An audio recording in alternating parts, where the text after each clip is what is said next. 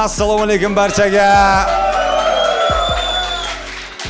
Xayrli kech. Bizni Sahna stand-up klubga tashrif buyurib jonli ko'rishni xohlab kelgan muxlislarimizni ko'rib turganimizdan xursandmiz va mana bu olqishlar sizlar uchun. Marhamat barchasi. Kecha bizni YouTube tarmoqlarida ham tomosha qilyapti. Bu tomosha qilayotganingiz stand-up, Sahna stand-up. Bu yerda yigitlar chiqishadi va o'zlarining hazillarni aytishadi. Bo'ldi, boshqa hech qanaqa lishni harakat qilishmaydi. Biz ularni ogohlantirganmiz. Aytgancha siz konsert boshlanishidan oldin like bosing, obuna bo'ling, kommentariya qoldiring, chunki keyin yoqmay qolishi mumkin.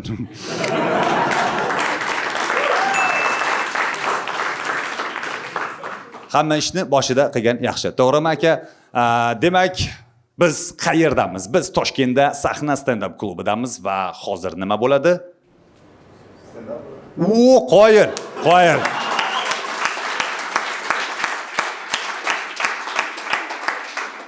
Ana, hamma odam biladi nima bo'lishini. Siz nima bo'lyapti bu yerda? Mana bu yigitlar kim edi? Ahmoqlar. Deb yozsanglar ham mayli, kommentariya ko'payadi, hech qisi yo'q. Stand-upni jonli ko'rgan yaxshi. Nimaga? Chunki sahnadan to'g'ridan to'g'ri hazil yetib borishi sal osonroq bo'ladi. Chunki atmosfera shunaqa bo'ladi. Uyda o'tiribsiz, yo'qda bir ishlamaysiz, non topmaysiz, unaqa qilmaysiz, siz bu yoqda stand-up ko'raman. Yo'q etam o'rtoqingiz, qarzing qachon berasan? Ahmoq o'tirib stand-up ko'ra olaydi. O'shaning uchun atmosfera buzilishi mumkin. Lekin shundoq ham bizda uzoqdan tomosha qilayotgan muxlislarimiz bor. Sizlarga kattakon rahmat va albatta yozib qoldiring. Qayerdan tomosha qilyapsiz va qayerga borib biz mana shunday jonli konsertlarni qo'ysak bo'ladi. Esingizdan chiqmasin va albatta like bosing. Bilmayman qayerga, любой joyga like bosavering. Aynan mana shu videoga bo'lish shart emas. Videoni ko'rishdan oldin sabr oldingizmi? Sabr bizning doimiy hamkorlarimizdan. San'atga sabr kerak. O'tgan gal sabr savdo belgisi bilan birgalikda kichkinagina konkurs e'lon qilgan edik. Ya'ni kommentariyada o'zingiz qachondir eshitgan yoki hozir o'ylab topgan hazilalaringizni yozib qoldiring va sabr savdo belgisidan ajoyib boksni qo'lga kiriting. Juda ham ko'plab kommentariyalar yozildi, kulgili hazillar ham juda ham ko'p edi va biz ichidan eng kulgilarini saralab oldik va uni yigitlarga o'qib berdik va eng kulgilisi deb mana bu akkaunt qoldirgan kommentariya topildi. Shahzodbek, biz sizga yozganmiz, siz ham biz bilan bog'laning va sovg'angizni qo'lga kiriting. Siz esa voy, nega men yutqizdim, nega menga nasib qilmadi deb xavotirlanmang. Siz bizga obuna bo'ling, like bosing va do'stlaringiz bilan bu videoni ulashing. Chunki oldinda hali bundan ham katta sovg'alar sizni kutib turibdi. Endi siz bilan birgalikda stand-upni tomosha qilamiz. Aytgancha, agarda siz ham bizni jonli ko'rmoqchi bo'lsangiz, Sahna stand-up klubiga tashrif buyuring. Unutmang, stand-upni jonli ko'rgan yaxshiroq. Qo'yinglar qani? Demak, bizda ishtirokchilar bor va ularni birin-ketin taklif qilishni boshlaymiz. Faqat sizlardan iltimos, ularni olqishlar bilan, xuddi ularni konsertiga kelgandek, ularni ko'rasiz-u, bahri dilingiz yayraydi. Siz ishlaringizni unutib olasiz. Siz esa unutmang aka, ishingiz ko'pga o'xshayapti, lekin kelishdikmi? Vso. Demak, aytgancha, yaqin 45 daqiqa davomida siz esa bizlar bilan bo'lasiz. Atrofdagilarni hammasini jim qiling. Keraksiz odamlarni chiqazib yuboring. Uyga qamaling, eshikni qulflang va ovozini balandroq qilib bizni tomosha qilishni boshlang. Efirda Sahna stand-up biz boshladi. Bizning ilk ishtirokchimiz, menimcha ko'pchiliginglar uni yaxshi taniysizlar. Olqishlar bilan qarshi oling. Sahnada Navruz Hikmatov. Assalomu alaykum. Men o'qituvchiman. Meni qaynotam tajriba qilishni yoqtiradi, odamlar ustida tajriba o'tkazadi. Qaynotam baxt pulda emasligini isbotlash uchun menga qiziqni bergan. Keyin lekin meni bemalol yaqinda Ahmad Boy deb atashlaringiz mumkin. Men juda katta moliyaviy piramida bunyod qilyapman. Sababi men eski kreditimni yopish uchun yangi kredit to'layapman. U ko'payib ketyapti. Oxiri nima bilan yakunlanadi bilmayman. Men boylarning hayotiga qiziqa boshladim. Va intervyularni ko'ryapman, birorta boy o'zini sirini aytmaydi.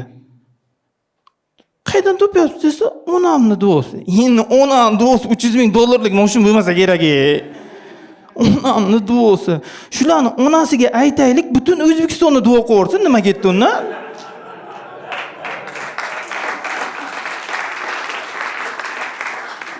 Yo'q, bir onasiga aytaylik, repetitor markazini ochsa, onalarimizni aytaylik.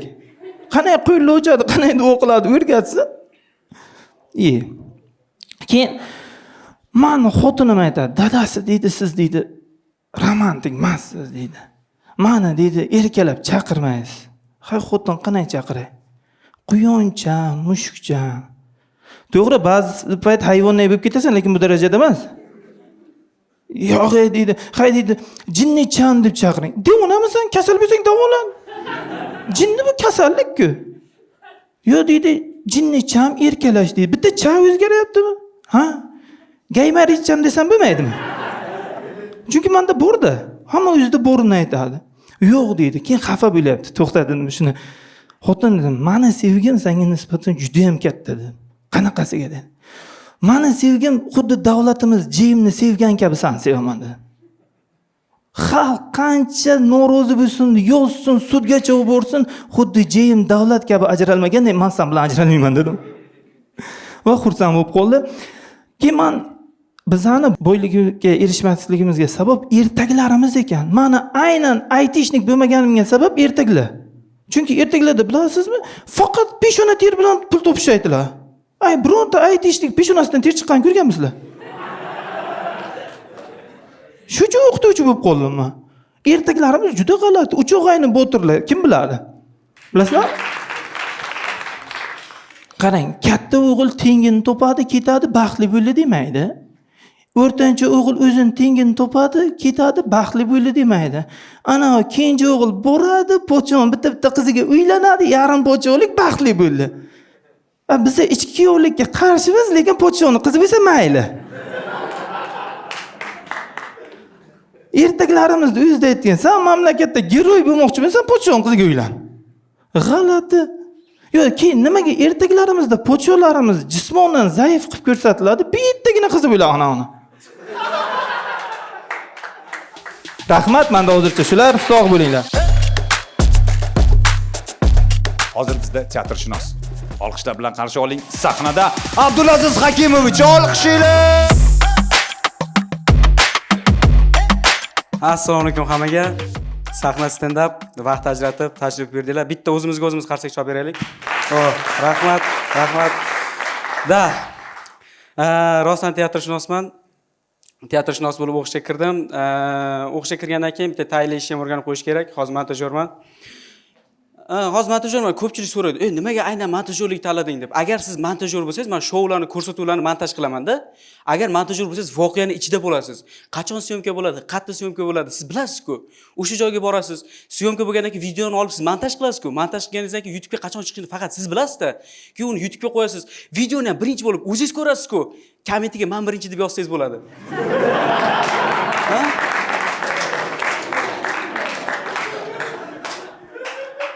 Shuning uchun. Men telefonda o'yin o'ynashni yaxshi ko'raman, telefonda futbol o'ynashni. PES 2024 o'ynaydiganlar bormi? Da, o'zi didli insonlar ekan. PES 2024. Bugun ham avtobusda o'ynab kelyapman. Yonimga bitta aka o'tirdi-da, yonimga bitta aka o'tirib, meni o'yinimni ko'rib kelyapti-da. Men o'yladim, oxirida Barsaga ham Realga ham oladi meni.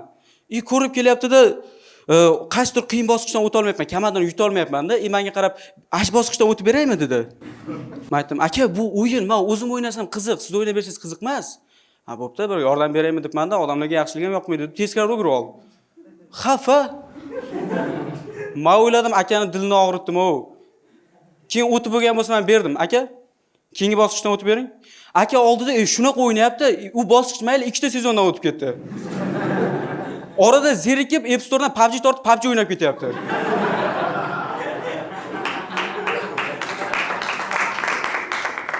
G'ashim keldi, jahlim chiqdi. Olib kel telefonimni deb olib qo'ygim keldi. Tashqi ko'rinishini qarasam Abdurahim akaga o'xshaydi. Men aytdim, mayli endi shu ham ozroq telefon o'ynasin, rahmim keldi. Hamma umidim qaysidir moment anu akani bekatiga kelamiz, uchishib qoladi. Shunda telefonimni olsam bo'ladi. Kutishni boshladim. Meni bekatimdan o'tib ketib bo'ldik. Avtobus 2 kuruga aylandi, anu aka tushmayapti-da. Aytdim, aka, balki bekatingizdan o'tib ketgandirmiz. Aka aytdi, "Yo'q, men konduktorman, kechgacha birgamiz."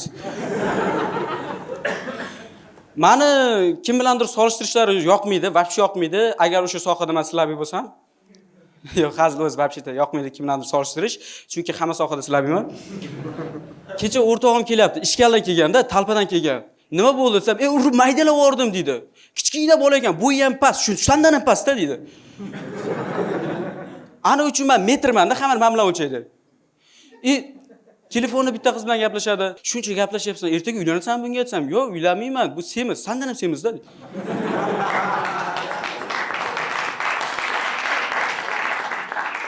Yo, meni g'ashim kelayotgani meni semiz degan emas, o'sha qizlar bilan solishtiryapti-da.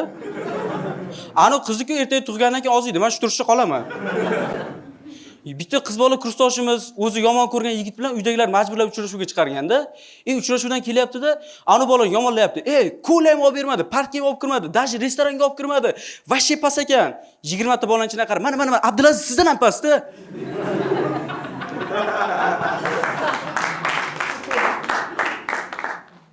Axborot ko'ryapman, ob-havo yangiliklari. Sharhlovchisi nima deydi? Yoz bo'lishiga qaramasdan Kanadaning ba'zi bir shtatlarida qor yog'moqda. Hozirgi Kanadaning ahvoli Abdulazizning sochlarida yoppoq. Meni teleport og'aynim bor, ya'ni teleportatsiya qila oladi, bir vaqt o'zida ikkita joyda bo'la oladi. Zo'r qobiliyat-a? Kecha stories qo'ydi. Qaraqadir tungi klubda qizlar o'ynayapti, kalyan. O'sha payt biz Big Bon magazinga ketayotgandik. Bugun ertalab stories qo'ydi, qanaqadir balkon shaharga qarab turibdi, shahar ko'rinyapti. Bugun havo o'zgacha. Biz вообще-то hovlida kvartira turamiz-da. Lekin og'aynim ham haq. Bitta xonada 6 kishi turamiz, havo o'zgacha. Men o'ylab qoldim, biz o'zbeklar hayotimizni umuman o'zgartirmaydigan, umuman ahamiyatsiz narsalarda umuman tavakkal qilmas ekanmiz-a? Men onam yoshlikda bozorga jo'natardilar. Qara, lazer degan guruch olasan, lazer bo'lsin. So'ra, suv ko'taradimi, yo'qmi, osh lanj bo'lib ketmaydimi? Yoki tarvuz tanlayotganda, qara, ichi qizilmi, o'tib ketmagan, pok bo'lib qolmaganmi? Anaqasi so'lib qolmagan, palak so'lmagan, chiziqlariga qara, urib ko'r, tepib ko'r. Rostdan umuman hayotimizni o'zgartirmaydi, lekin juda hammasi aniq bo'lish kerak, tavakkal qilib bo'lmaydi. Va biz hamma tavakkalni hayotimizni hal qilayotganda ishlatamiz-a? Xolam yaqinda o'g'illarni uylantiryaptilar. Qo'y olishda so'ygani, to'yxona gaplashib keldik. Hali kelin yo'q. Men hozir pravaga o'qiyapman, chunki studentman. Bitirgandan keyin nima ish qilaman bilmayman. Yoki mana qishloqda kimdir qizini uzatsa, hamma so'raydi, kuyov kim ekan? Rashidboy o'g'li. Ha, bo'ldi, shunday o'zi kim? Aytdim-ku Rashidboy o'g'li deb. Rashidboy yaxshi odam, hamma taniydi, bola ham hammaga salom beradi. Endi onasini ko'rmaganmiz, ko'chaga chiqmaydi. To'g'risi, bu hazilni unchalik kulgili bo'lmasligini bilardim. Atayin aytdim. Chunki ana Instagramda xanbil abahva intabil degan fonda tarqalmoqchiman.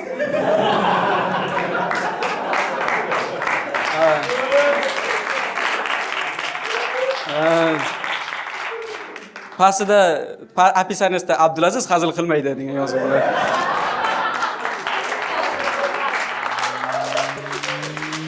Hammaga rahmat, bugunchachilar. Qarshi oling sahnada Abbos Miliyev, olqishinglar. Assalomu alaykum hammaga. Meni ismim Abbos, yoshim 24 ta. Ismim Abbos, bu ismni kelinlar qo'zg'olonidagi Abbosga havas qilib qo'yganda dadam. Abbos desa remenda olib keladi-ku. Prikolda, ko'ryapsizmi? Dadam Abbos deydi, men trikodaman shashalib qolganman, remen qayerda deb. Bu ism takoy ichgan payti ham aytishga qulaydi. Mana dadam ichib olgan. Abbos. Mana Sher Muhammadni aytish qiyin, to'g'rimi ichgan odam? Sal qattiqroq aytsa, "Abbos" desa, shu aroq olib kelish kerak o'sha. G'alati o'ylamiz, juda g'alati o'ylamiz. Ikkita opam bor, aslida 3 ta bo'lish kerak ekan. U birinchi opam olamdan o'tgan ekan. Buni menga aytishmagan. Mana 24 ga kiryapman, endi aytishdi-da. Aytyapman, ukamni yurib o'rganmiz, opam yo'q bo'lib qolgan. G'alati o'ylar. Men hali ham tayyorman. Dadam keladi bir kun. Uka gap deyishdi.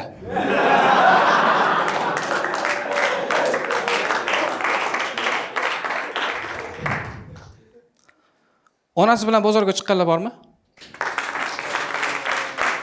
Ona bilan bozorga chiqib, o'zingiz xohlagan kiyimni ola olmaysiz.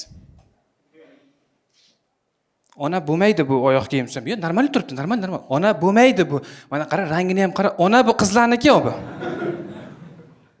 Bozordan triko olasiz, normal kiyib ko'rgan paytingiz. Uyga borsangiz katta. Chunki siz buni bozorda triko ustida kiyib ko'rgansiz-da. Bilasizmi, siz tanlagan kiyim tez yirtilib qolsa, aytuvdim-ku bo'ladi. Agar onangiz olib bergan kiyim tez yirtilsa, siz o'zing normal kiymagansan, futbol o'ynagansan. Kim ayol kishi parkovka qilayotganini ko'rgan? Mana ichingizda ozgina gras bo'ladi, hozir urib oladi degan. Ayol kishi parkovka qilyapti, menga qarab, "Yordam bermaysizmi?" dedi. Aytdim, "Хорошо, хорошо, oling. Bo'ldi desam, tegdimi?" dedi. "Yo'q" dedim. Orqaga oldi-da daq etib tegizdi. Ularga tegish kerak ekanda. Ayollar rulga o'tirishda umuman hech narsaga e'tibor bermaydi. Shuni rulga o'tiradi, eshik yopadi, ko'ylak qisilib qolib ketadi. Ko'rgansizlarmi, sariq, qizil material chiqib turadi samolyotda. Men svetoforda turibman, opaga aytyapman, "Opa! Mehr bilan berilib, opa, ko'ylagingiz qisilib qolibdi" desam, "Senga xalaqit beryaptim" dedi.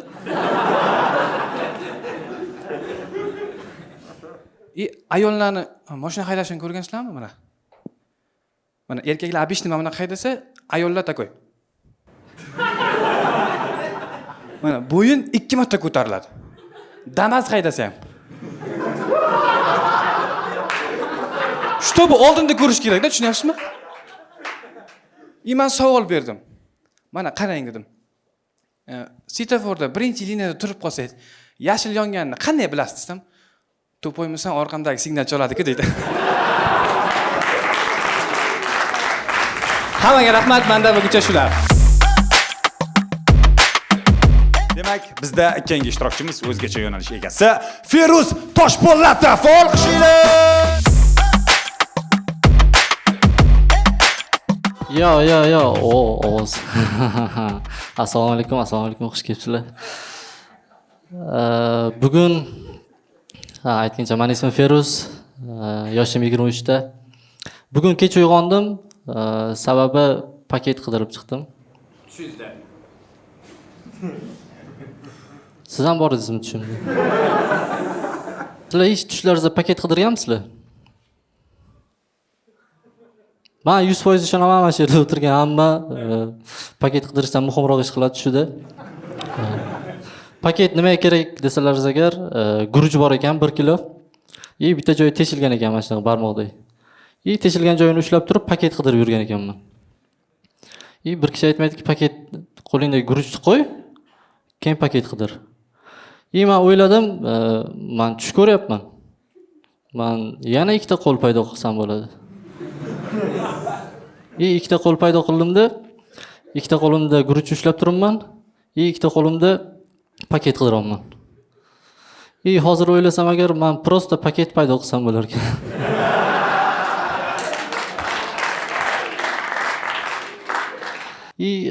Bir hafta oldin uyda o'tiribman, televizor ko'rib, multik beryapti. Bolalar maktabimi, tipa shunaqa. Bola bilan xolodilnik gaplashyapti. Sizlar nimaga hayron qolmayapsizlar? Bola bilan xolodilnik gaplashyapti deyapman. Sizlar ham xolodilnik bilan gaplashasizlarmi? Menimcha sizlarga hozir men avtobusda keldim, haydovchisi pingvin edi desam agar hayron qolmaysizlar. Yo'q, hazillashdim. Men kelgan avtobus haydovchisi mol edi. Universamda tushadiganlar bormi dedi. Keyin pul teradigan konduktori qo'y edi. Men oldimga kelib yo'lkirani Xullas, bola bilan xolodilnik gaplashyapti, xolodilnik so'rayapti boladan.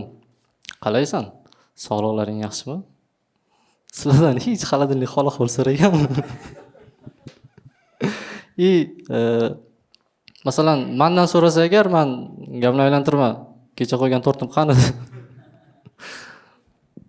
Boladan hol ahvol so'rayapti, yaxshi emas, negadir o'zimni xolqis his qilyapman debdi-da. Xolodilnik senda immunitet tushib ketgan debdi. Bola, "Voy, endi nima qilaman?" desa agar, Men qayerdan bilaman? Men oddiy xolodilnikman deydi. Bola xafa bo'lishni boshlasa agar hazillashdim deydi. Bola xolodilnik boshdan urib, "Sen stand up komikmisan, hazillashasan?" Aka, nima deb o'ylaysiz? Xolodilnik boshqa yerda.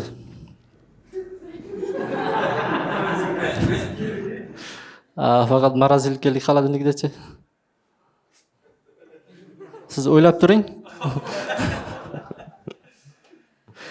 Xullas, xolodilnik zanjabillik choy ichasan deyapti-da. Bola bizning uyda zanjabil yo'q-ku desa agar, bo'lish kerak.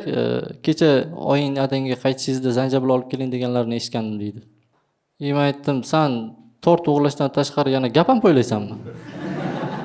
O'zi kreditga kelgan xolodilnik. Tushunyapsizlarmi? Demak, u ota-onasini boshqa suhbatlarini ham eshitgan.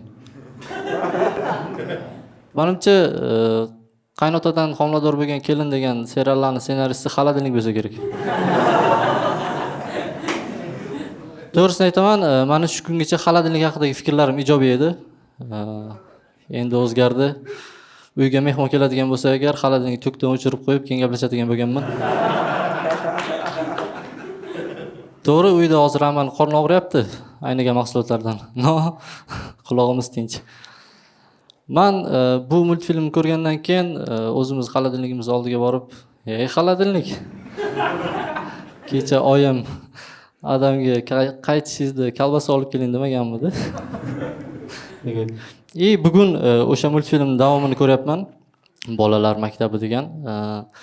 O'sha bola bilan o'rtog'i gaplashyapti-da. "Sen kim bo'lmoqchisan?" "Men desant bo'lmoqchiman." "Sanchi?" "Men fazogir." "Fazogir nima ish qiladi?" "Bilmadim." "Desant nima ish qiladi?" "Bilmadim."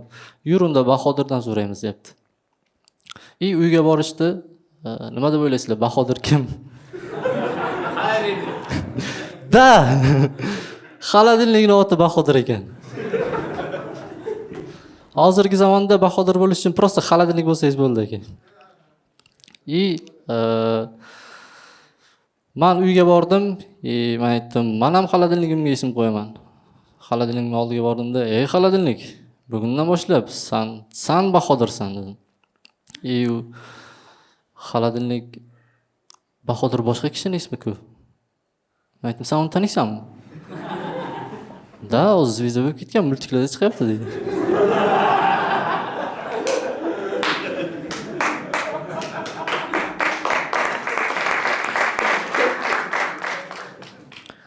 Keyin aytdim, shunaqa turgandimmi? Prosta montajda qiynalmasin.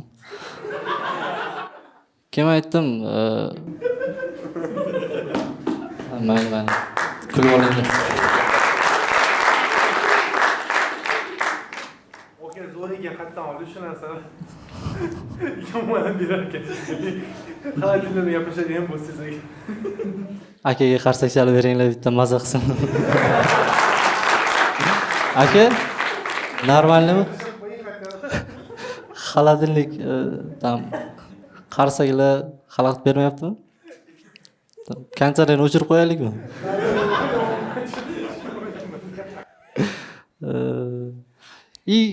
Keyin aytdim xolodilnikka.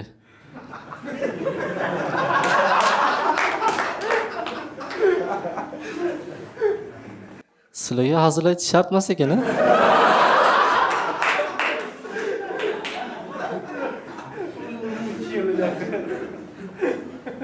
Kelinglar, yaxshisi hayot haqida gaplashamiz. Xullas, men aytdim xolodilnikimga. Bahodirni taniyman dedi-ku. Unda menga aytchi, immunitet tushib ketsa nima qilish kerak desam.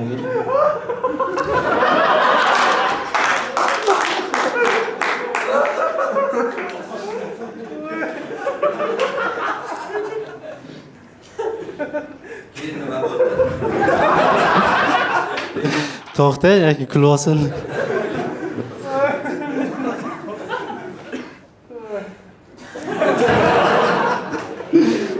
Kulgini davomi ham bor-da, tushunyapsizlarmi? Voy. Menimcha bu bitta nuqta bilan vergul bor-ku. Davom bor deganda. Lekin ani SpongeBob'dagi bo'ladi. Bu yoqda anaqa men multfilm. Men siz bilan gaplashaman deb kelganman aka bu yoqqa. Uydan chiqib keldimda kim men bilan gaplashar ekan dedim. Qarasam siz o'tiribsiz aka. Lekin zokontent bo'ldi birdan. Da rahmat, sizga rahmat. Bitta qarsak, ismingiz nima aka? Davronbek. Davronbekka bitta qarsak chalib bering-da. Aka endi eshiting. Yo, olinmas.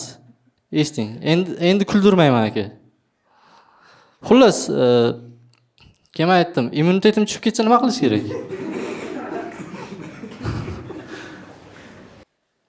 Bahodir senga aytmadimi dedi. Da, shunaqa edi. Ayting kuldirmayman deb. Xullas, stand-up haqida bir ikki og'iz aytmoqchiman sizlarga, YouTube'dagi bizning obunachilarimizga. Stand-up bu biza qanaqadir mehmon chaqirib ustidan kulmaymiz. Mashhurlarning qomatiga hazillik qilmaymiz. Mana shunaqa xaladinlik paketlar bilan hazil qilishga harakat qilamiz.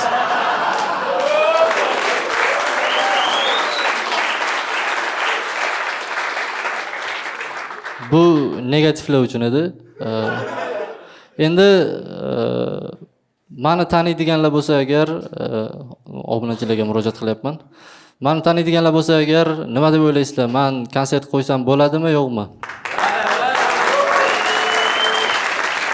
Agar konsert qo'ysam bo'ladi desanglar, agar kelinglar kommentariyada hal qilamiz shuni. Rahmat hammaga, sog' bo'linglar. Keyingi ishtirokchimiz olqishlar bilan qarshi olasiz. Dilshod Husanjonov. Assalomu alaykum. Assalomu alaykum. Eslaringizmi? Yoshligimizda qo'rqinchli hikoyalar aytar edik. Qop-qorong'i shahar. Qop-qorong'i shaharda qop-qorong'i uy. Qop-qorong'i uyda qop-qorong'i xona. Yo, bu o'shanda qo'rqinchli hikoya bo'lganda, hozir bu O'zbekistonda qish mavzusi degani shu. Eslaysizlarmi aka, shunaqa qo'rqinchli hikoyalarda, nima Damapiki degani bo'lar edi, Qoraqo'l degani bo'lar edi. Haligi so'yloq tishli badbachara kampir haqida bo'lar edi. Sizga qaraganda shuni eslaganim yo'q, qaraydi. Ya, tasodif. Qatta tasodif. Bunaqa hikoyam yo'q ham. Yo, eslaysizlarmi, shunaqangi bo'lardi.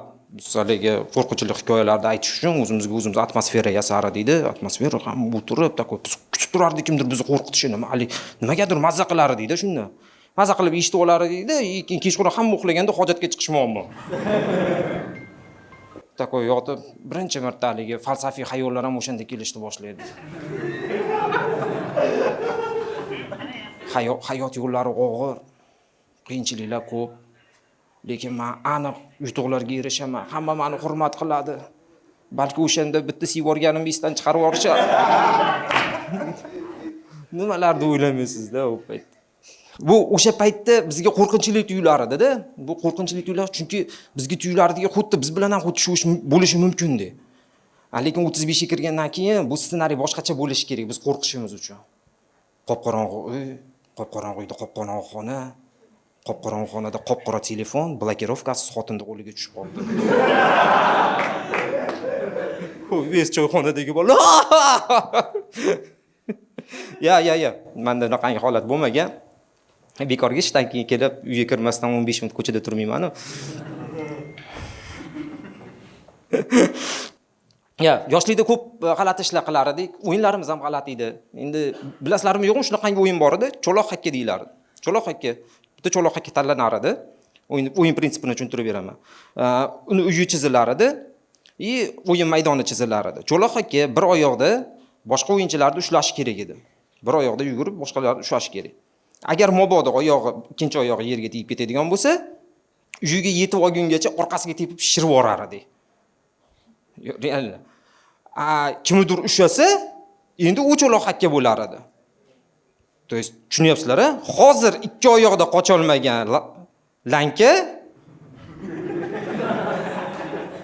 Endi hozir bir oyoqda kimdir qo'ydi. Nimaga prosta biz seni tepkimiz kelyapti deb aytmaganmiz-da. Hayron qolasiz. Kimdir o'ylab topganda shunaqangi o'yinni ham. Bizda bitta o'rtog'imiz bo'lar edi, u dejurniy hakka edi. U dejurniy cho'loq hakka. U orqasini ham tepib shishirib tashagan edi. Realni laqabi ham lanka edi. Tepib o'rganimizda. Lekin hayoti ham o'xshamadi. Kelajakdagi hayoti uncha o'xshamadida. 4 marta uylandi, 4 marta ajrashdi. Uylanadida 1 oyda ajrashib ketadi. Laqabini ham o'zgartirib qo'ydi. Endi u открывашка. Yo, o'rtoqlarga laqab qo'yish bu eng zo'r mashg'ulotda, eng zo'r mashg'ulot. Bitta o'rtog'imiz bor. Cho'xonaga kelishi bilan farzandining rasmini ko'rsatadi. Mana qara. Endi bunisini qara. Endi bunisini qara. Keyin video ko'rsatadi. Zerikib ketganingizdan boshqa mavzuga chalg'iyman desangiz, "Yo, qara qiziq joyi keladi" deydi. To'g'ri, videoni qiziq joyi oxirida, u videoni tugashi. Laqabini Ahad Qayyum deb qo'yib qo'yganmiz. Yo, qaranglar, odam o'ziga qiziq tuyulgan любой zerikarli narsani hammaga ko'rsatishim kerak deb hisoblayaptimi? Ahad Qayyum emasdan kimmi?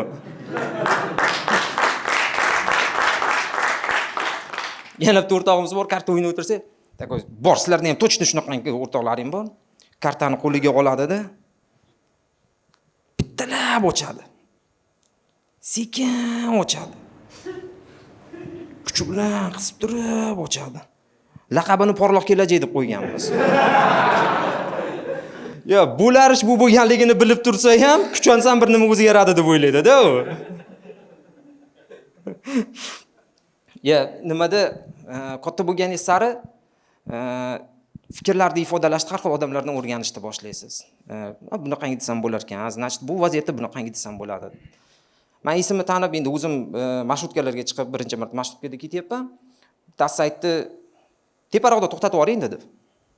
Men haligacha tushunmagan holatim bilan sizlar bilan bo'lishyapman. Teparoqda to'xtatib yuboring dedi. Yo'l tekis. Shofyor ham tushundi uni. Sal yurib to'xtatib yubordi. Men qiziqib ketdim, u bilan birga tushdim. Haligim bilan tushib, qatta u yo'l teparoq, pastroq qatdan ular bildi. Yotib o'lchadim. Yo'q, hammasi tek. Lekin men tushunib yetdim. Bu teparoq degani sal yurib turib to'xtatib yuborish degani ekan. Shuni tushunib, keyingi safar shundan desam bo'ladi deb yursam, keyingisi to'xtatib turganda aytdi, pastroqda to'xtatib yuborasiz dedi. Menimcha точно eshitgansizlar sizlar. Meni logikam buzilib ketdi. Mana shunaqangilardan yo'l so'rasangiz dahshat. Aytadi, "Aka" deydi. "Mana shu yo'ldan teparoqqa chiqasiz-da" deydi. "Keyin o'ngga burilib pastroqqa tushasiz" deydi. Agar teparoq bu to'g'ri bo'ladigan bo'lsa, pastroq bu orqaga qaytish bo'ladimi shunda? Men tushuna olmay qolib ketganman. Yana nima tushunmayman, aytaman. Mana Toshkent katta shahar, Megapolis. Hamma shoshilgan, hamma shoshilib, qatga pul topish ilinjida kim qaqib shoshilib yuradi. Faqat bitta turdagi odamlar shoshilmaydi. Svetoforda birinchida to'xtab turgan.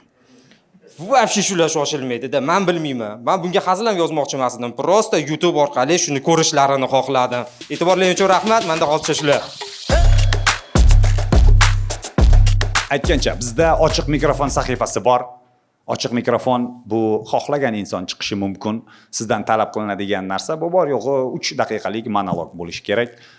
Kulgili yoki kulgili emasligini biz hal qilmaymiz, shunchaki muxlislarning o'zi hal qiladi va bizda doimiy ochiq mikrofonda ishtirok etib kelayotgan ishtirokchilar bor va hozir ularni birin-ketin taklif qilishni boshlaymiz. Bizda ochiq mikrofonning birinchi ishtirokchisi Doniyor Nazarov. Olqishlar!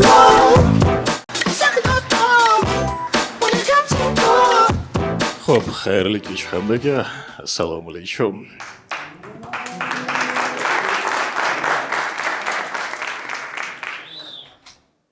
E'tibor bergan bo'lsangiz, meni ovozim yo'g'on. Men bu ovozdan maksimal foydalanaman. Umrimda umuman ishkallarga bormaganman. Hammasini telefonda hal qilaman.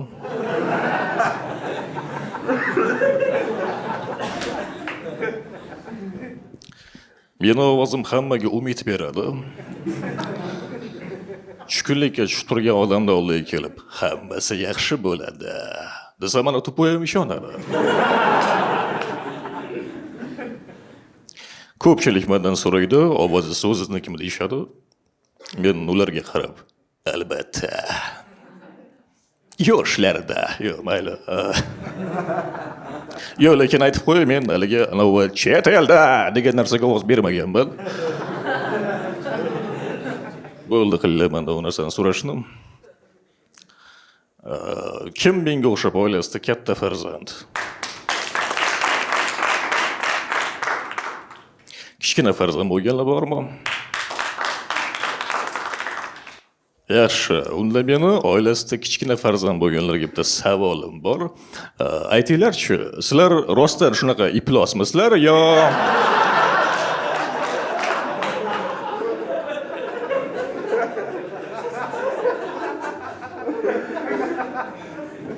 Xudo bizni shunchalik yomon ko'radimi?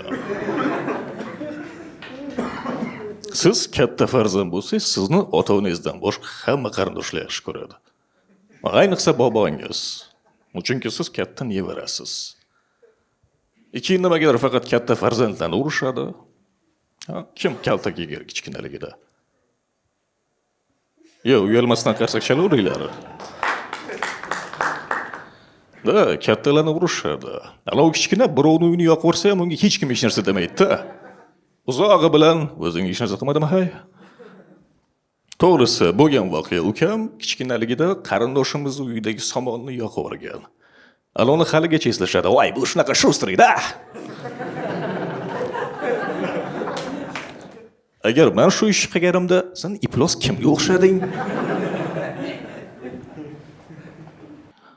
Kattalarni urishadi. Bizni urishardi.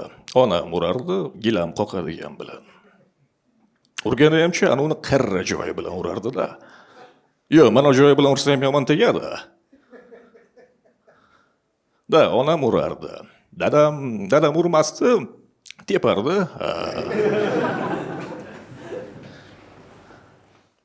Lekin o'ziga eslatsangiz tan olmaydi. Men so'radim-da, dada, kichkinaligimda urgansan, sen dadam men qirib, qachonmasan urganman. Men senga qo'lim uchun ham tekizmaganman deydi. Yo'q, o'zi mana ota bilan onani o'rtasida ham farq bo'lar ekan-da. Mana misol uchun farzandni tirnog'i o'sib ketsa, ona akkuratni qilib olib qo'yishi mumkin. Dada tirnoq ola olmaydi. Chunki dada tirnog'ingizga qo'shib barmog'ingizni ham olib tashlashi mumkin-da. Yo'q, mana sizlar ham dadalaringiz tirnoqlaringizni olgandan keyin barmoqlaringiz bir haftalab og'rib chiqarmidi? Dada tirnoq ola olmaydi. Sizlarga ham kichkinaliklaringizda uydagilaringiz sizga yoqmagan kiyimni olib berishganmi?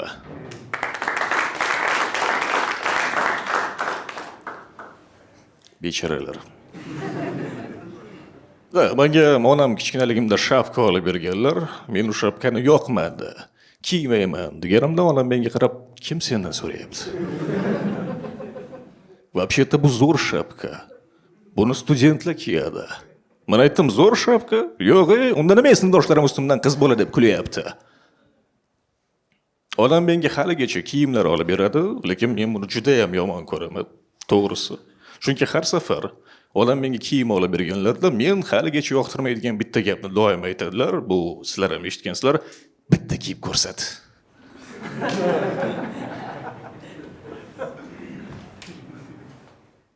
Kim kichkinaligida dadasi bilan sartaroshxonaga borgan? G'alati. Yo'q, hozir ana u kichkina bolachalarning sochlarini har xil prichoskalar, ukladkalar qilib zo'r qilib qo'yishadi-da. Bizda payt unaqa emas edi. Bizda bitta prichoska bo'lardi. Ana u bor-ku, kallangiz prosta kaltada и cholga qolardi.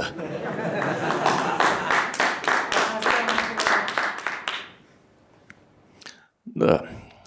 Sizlar ham sartaroshxonaga ko'tarinki kayfiyatda borib, tushkun holatda qaytib kelasizlarmi? Yo'q, men ko'p sartaroshlarga tushunmayman-da. Yo'q, mana bo'lmasa odamga o'xshab tushuntirasiz-da, aka, tepasini teginmang. Deysiz-ku, nimagadir ana sartarosh har safar sochingizni o'zi xohlagandek qilib oladi. Oxirida keyin so'rab ham qo'yadi. Bo'ladimi, aka? Va siz shu payt oynaga qarab bo'ladi. Rahmat. Sigaretingiz bormi? Hammaga rahmat. Keyingi ishtirokchimiz ochiq mikrofon ishtirokchisi Shavkat Bey, olqishinglar.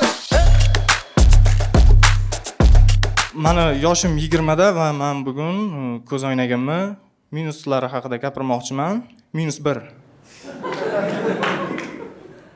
O'zi umuman bu jamiyatda ko'z o'ynak bilan yurishni yuki og'ir, 100 gram. Ko'z o'ynak taqsangiz o'zini maxsus qonun qoidalari bor. Hammasidan salfetka so'raydi. Undan ham yomoni siz o'zingiz bilan doim 2 xil dori olib yurishingiz kerak. Ikkinchisi ko'zga. Birinchisi men buni ichidan keyin ichish uchun. Agar siz ko'z o'ynak taqib yursangiz, hamma sizga kitob sovg'a qiladi. Men nima uchun bilmayman, lekin hozirgacha ham yosh kitobxonga qatnashaman. Aytsam ishonmasligingiz mumkin, lekin men hozirgacha bir marta yutdim. Hozir shunaqa guruhga bo'tga odam qo'shganga ham sovg'a bor. Oxirgi paytlar rostdan kitob o'qiyapman. Chingiz Aytmatov Oq kema. Bu o'zimni ilmiy salohiyatimni, so'z boyligimni oshirish uchun emas. Bu shunchaki Chingiz deganda yaxshi insonni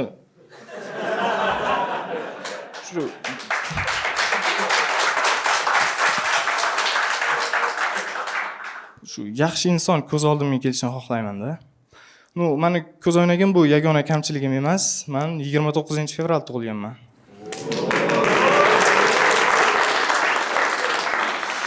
Sizlar uchun men uchun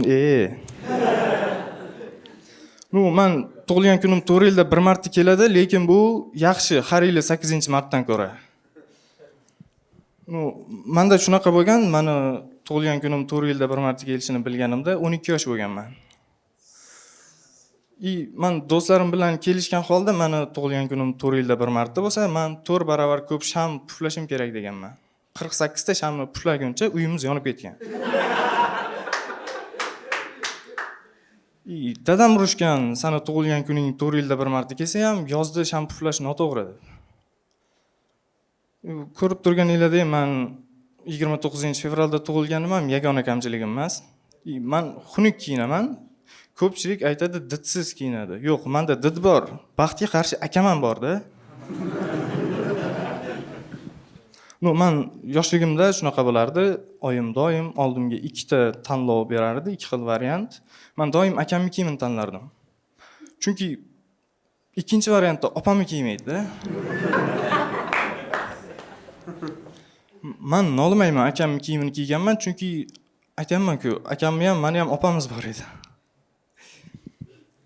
Men marketologman, har kuni har xil marketlarga kirib aylanib yuraman.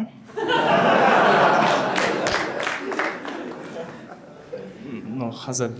Men yaqinda ishga kirish uchun bitta joyga ariza topshirdim. Ma'lumotlarimni topshirsam, meni suhbatga chaqirib, itni ovozini o'xshatib berishimni so'rashdi. Teatrda shunaqa ekan. Men itni ovozini yaxshi o'xshatib berdim, hozir qorovulman.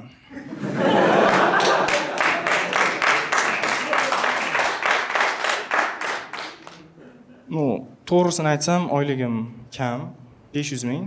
O'g'illash uchun yaxshi bu.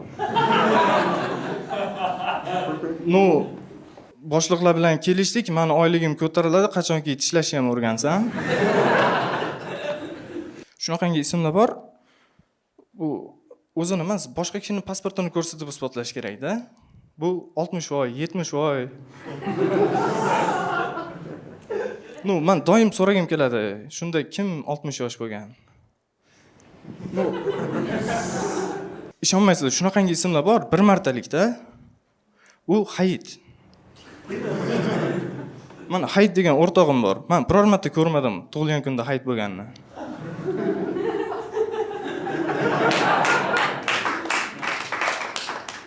Yana bitta shunaqangi ism bor. Oramizda erimga ishonadiganlar bormi?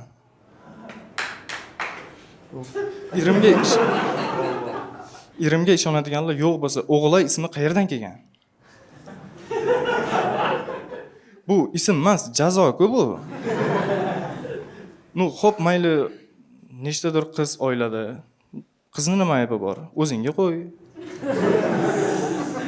Men juda ham chekka qishloqdanman.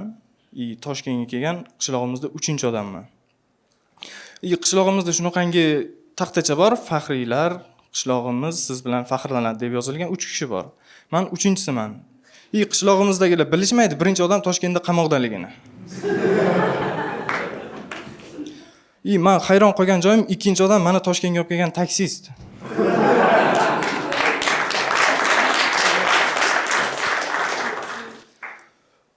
Men o'yladim, men Toshkentga o'qishga kelganman. Nimaga bu ikkinchi? Ular aytishdi, u sendan 1 metr oldinda kelgan deb. Rahmat, menda buguncha shular.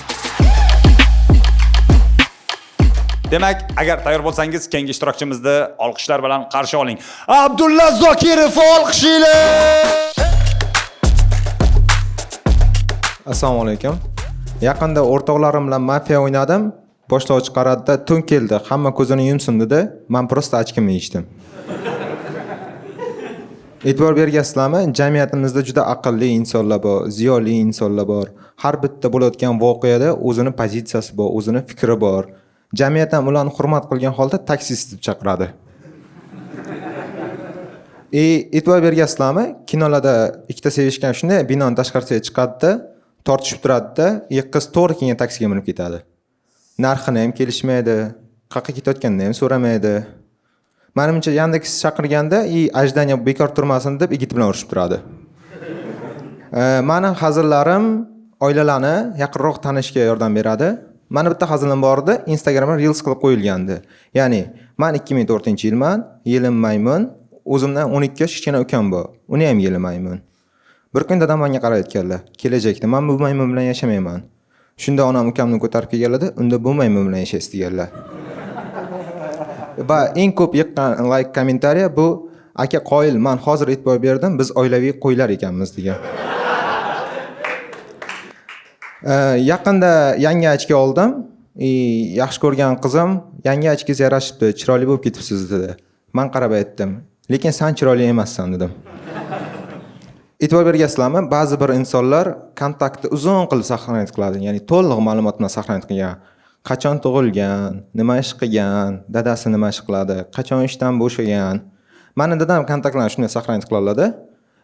Agar bironta kontaktlardan bironta odam ishga kirmoqchi bo'lsa, dadam bemalol ma'lumotnoma yig'ib bera oladi.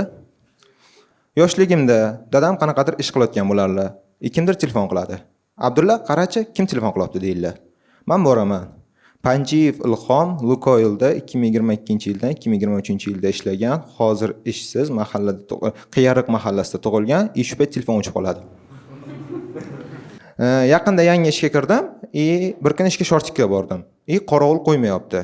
Aytibdi, ishxonada shortikka kelishga uyalmaysanmi? Kuni bo'yi soningni ayollarga ko'rsatib yurasan deyapti. Men aytdim, shunda siz kuni bo'yi meni sonimni ko'rolmayotgandan asabingiz buzilyaptimi? Bir do'stim bor, iPhone ishlatadi. Aytibdi, qara deyapti, men iPhone ishlatamanki deyapti. iPhone'ga tushgan rasmlarimni amerikaliklar hack qilib ko'rish mumkin ekan galereyamdagi rasmlar deyapti. Men hayron qoldim. Do'stimni har kun zalga chiqib, oynaning oldida yalang'och tushgan rasmlar kimga kerak? Men hech o'ylamayman. Pentagonda qaysidir general James o'tirib olib, "Tak, bugun Jasur qaysi zalga chiqibdi ekan" deb o'tirganini. Da. Men uchun qizlarning chiroyi muhim emas, toki ochkim to'g'ri toqib olmaguncha. O'sha do'stim motivatsiya beryapti. Abdulla, hayotda shunday yashashing kerakki, Google san haqingda bilish kerak deyapti. Meni motivatsiyam o'ldi. Chunki men Google akkaunt ochayotgan paytim hamma ma'lumotlarni kiritib bo'lganman-da. E'tibor bergansizlarmi? Yosh katta insonlar qaysidir joyni tushuntirmoqchi bo'lsa, lokatsiyasini o'zi tengdoshlar bilan tushuntiradi. Bir kun dadam yo'l tushuntiribdilar. Mana shu yo'ldan, mana shu mahalladan to'g'ri borasan, Abbos akaning uyidan chapga burilasan. Men aytaman, dada, Abbos aka kim deyapman. Tanimaysanmi deyaptilar. 2000-yil qamalib ketganlar deyapti. Yo'q, tanimayman dedim. Jasur aka bor 2002-yil olamdan o'tganlar deyaptilar. Yo'q, tanimayman. Nimaga tanimaysan? Dadam 2004-yil tug'ilganman. Kim Harry Potterni ko'rgan? Qarshi. E'tibor bergan bo'lsanglar, Harry Potterda oboritin degan narsa bor, ya'ni odam hayvonga aylanadi. Men oboritin bo'lsam qanday bo'lardim? O'ylab ko'rdim. Men tabiatan perfeksionist odamman, hamma narsa tartib bilan bo'lishni xohlayman. Agar men obritsem bo'lsam, oldin bitta chekkaga borardimda, kiyimlarimni yechib, taxlab, keyin hayvonga aylangan bo'lardim. Yana bitta narsaga e'tibor berdim. Bozorchilar sizlarga kelajakdagi qanaqadir his-tuyg'ularni sotar ekan. Qishga kurtka olgan chiqdim yozda, chista skidka bo'lgani uchun. Aytibdi. Aka deyapti, qarang deyapti, qishga maza qilib kiyasiz deyapti. Men aytdim, aka to'g'ri topdingiz, men ham yozda kiyish niyatim yo'q. Yo'q, aytmoqchi bo'lganim, qishda sovqatmaysiz-da deyapti. Aka yana bir marta to'g'ri topdingiz, men ham qishda sovqatish niyatim yo'q, shuning uchun kurtka olmoqchiman dedim. Yaqinda kompaniyamiz bankrot bo'ldi. Boshlig'imiz bu gapni yangi mashinasida kelib aytdi-da. Savollar bormi degan payt hech kimda savol tug'ilmadi-da.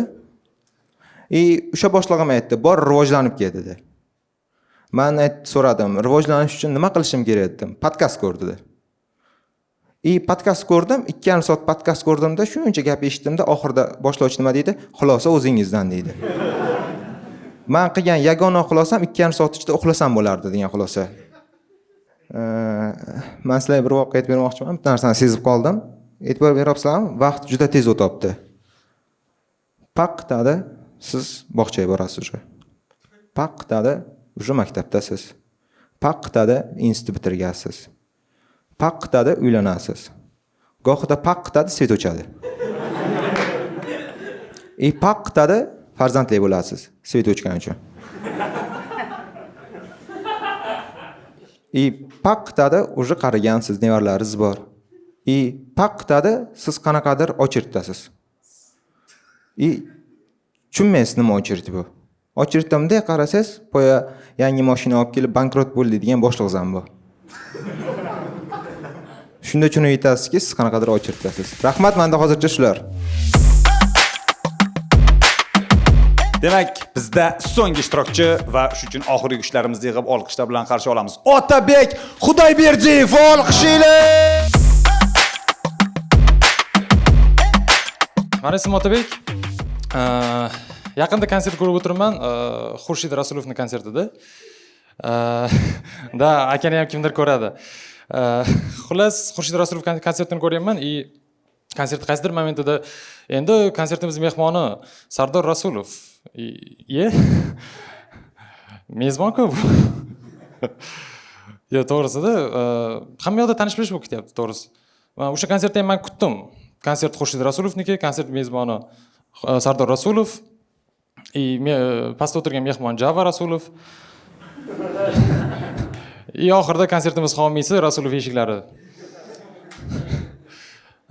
Oramizda viloyatliklar bormi?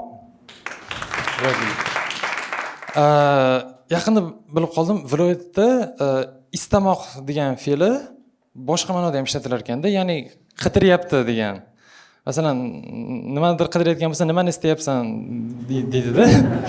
Prosta men birinchi eshitgan bu so'zni eshitganimda og'aynim aytib o'tdi-da. Bitta qizni ko'rib qolgan paytda, men mana shu qizni rosa istaganman dedi-da.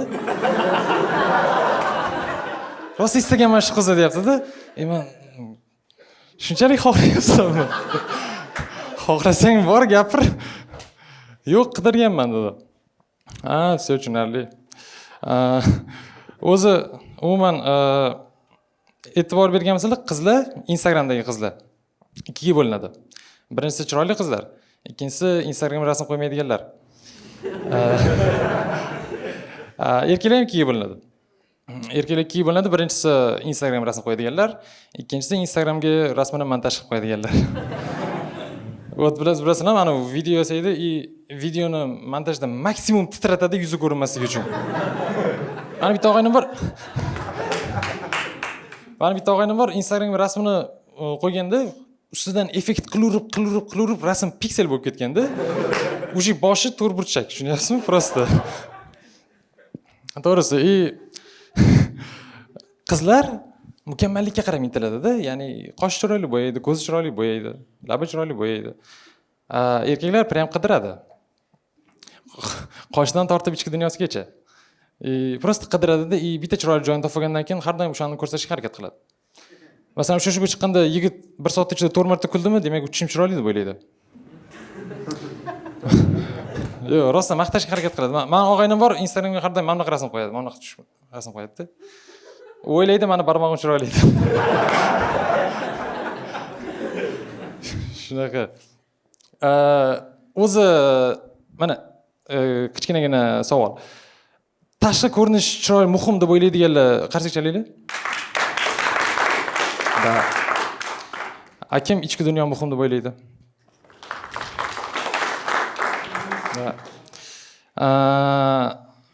Bu aniq fakt deya olmayman, lekin mana shu oxirgi qarsak chalganlar asosan tashqi ko'rinishim uchun mas'ul bo'ladi-da. Ну, o'shalarda anaqa Telegramda dumaloq video tashlayotgan payt mamnaq qochadi kamerani.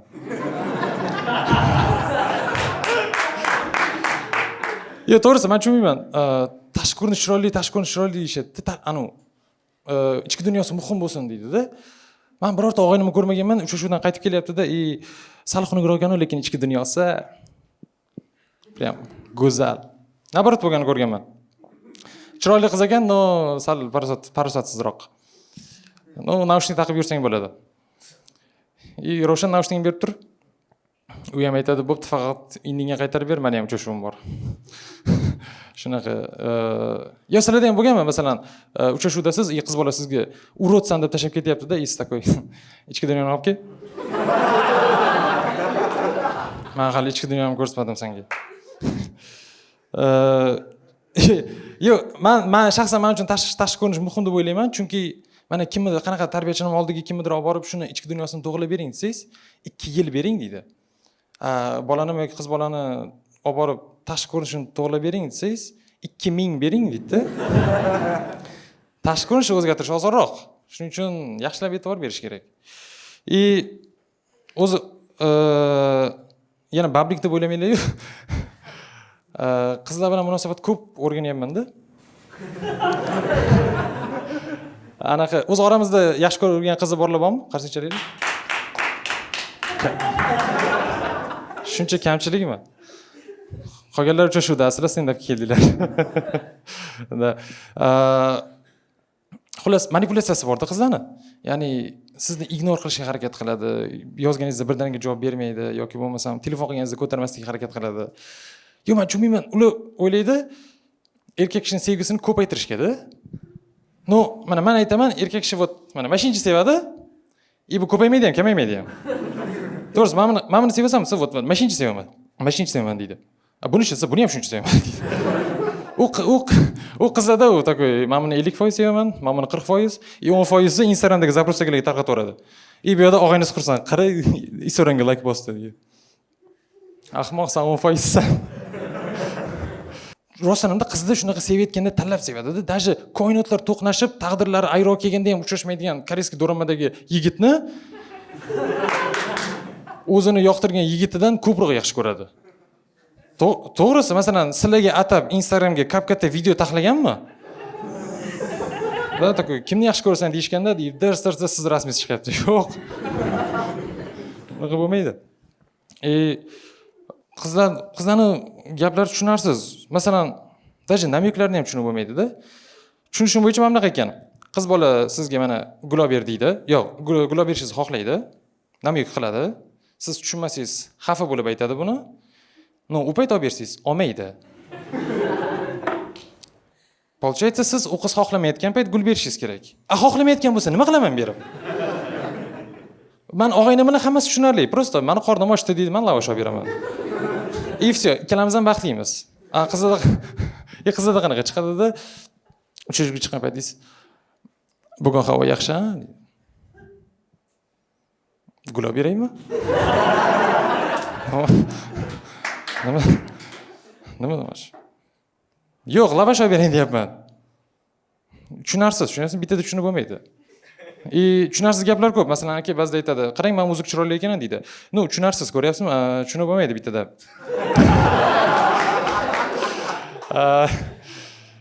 To'g'risi, buni tushunishga farosatim emas, moliyaviy ahvolim yetmaydi.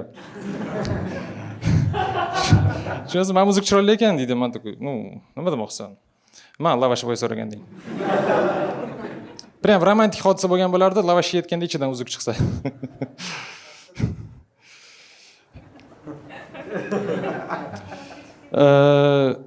Keyin qiz bolaga sevgi izhor qilasiz-ku, bu narsani aytganingizdan keyin agar yo'q desa munosabatlaringiz oldinga ketmaydi. Buni prosta gap orasidan tiqib keta olmaysizda. Такой, "Mana kinoni ko'rganmisan? Ha, meni yaxshi ko'rsam?" Yo'q, все, kino ko'ramiz. Dalishi ko'ramiz kinoni. Yoki bo'lmasam, milliy taomlarda o'tiribsiz, qaynatma sho'ri yoqadimi? Ha, mancha. Yo'q, buni birdaniga aytib bo'lmaydi. Qizlarning bitta tushunarsiz gapi bor. Masalan, rus tilida eshitgan bo'lsangiz kerak, "Не принимай мою доброту как любовь" deydi. Ya'ni mehribonchiligimni sevgidek qabul qilma deydi. Nima degani bu? Tipa sizga qaraganda onalik mehri jo'shaveradi, ehtiros emas. Ну, детский ham xafa bo'lmayman-da, aka. G'alati. Mani opam bor. Opam yoshligimda urganda, yomon urgan o'ylardim, katta bo'lganingda seni ham farzandlaring bo'ladi-ku. Такой, o'chim olaman dirdim-da. No, hozir opam jiyanlarimni urishini ko'raman-da. Menimcha kerak emas urishda shu. Nima deyman, boraman-da, og'rimadimi? Men yaxshi politsiyachiman yo'qda. Opam "Kamskini snikers yedi" deydi. Aytmaydi. Men orqamga bekinatdi. Kim edi? Men. Bekor aytding. Bu yoqda opam kutib turadi. Rostdan juda ham qattiq uradi. Mana suv o'ynayotgan payt onang kelyapti desangiz, nafsak suvchi kalimasini qaytarib turadi. Men o'ylayman, menimcha ular qachondir turmush quradi-yu. Turmush qurgan payt opam kelinlariga qarab, "Sizlarni kelinim emas, qizimdek ko'raman" desa, ijiyalarni takoy. Qarang, ona shular kelin bo'lib qolaversin. Bilamiz-ku farzandlaringizga qanaqa munosabatda bo'lishingizni. Da. Qachondir so'rayman, agar opamga qaragan akusherni ko'chada ko'rib qolsam, ish qilib o'zini farzandlarini berib yubordingizmi? Shubhali. Sizlarda ham bo'ladimi? Oddiylarga keladi-da, ovqat olib kelib, "Shuni yeb yuboring, baribir tashlayveraman" deydi. Bu nima degani? Tipa musorga tashlayversam bo'ladi, lekin siz yaqinroqsiz. Ananda qarindoshim hayitda qo'y so'yishdi-da, qo'yni kalla pochasini hech kim yemas ekan-ku. Bor qo'shnimiz yo'ldosh akaga berib, "Qara, xolasi itiga berib yuborsin, bo'lmasa o'zi yesa ham bo'ladi." Mani qo'shnim chiqdi-da yaqinda. Olma olib chiqdi-da. Bu yil olmamiz ko'p hosil berdi. Shuni yevoringlar, baribir molga berib yuboramiz dedi. No, men oldim. Bilasizmi nimaga? Chunki olmasam yana chiqardi-da, qarang, mol yemadi-da. Rahmat, mendan hozircha shu. E'tiboringiz uchun rahmat. Bu Sahna stand-up klub edi va bizni doimiy kuzatib borayotgan kuzatuvchilarimiz, sizlarga rahmat. Bor bo'linglar, doim sog' bo'linglar, obuna bo'ling, like bosing. Iltimos o'tinamiz, yolvoramiz. Ozgina qarab tursa rahmi keladi deb eshitganman. Agarda siz ham Sahna stand-upga chiqmoqchi bo'lsangiz, mana shu ijtimoiy tarmoqlarga murojaat qiling. Sizdan talab qilinadigan narsa bor yo'q 3 daqiqalik kulgili monolog. Buguncha esa shular. E'tiboringiz uchun rahmat. Xayr, sog' salomat bo'linglar.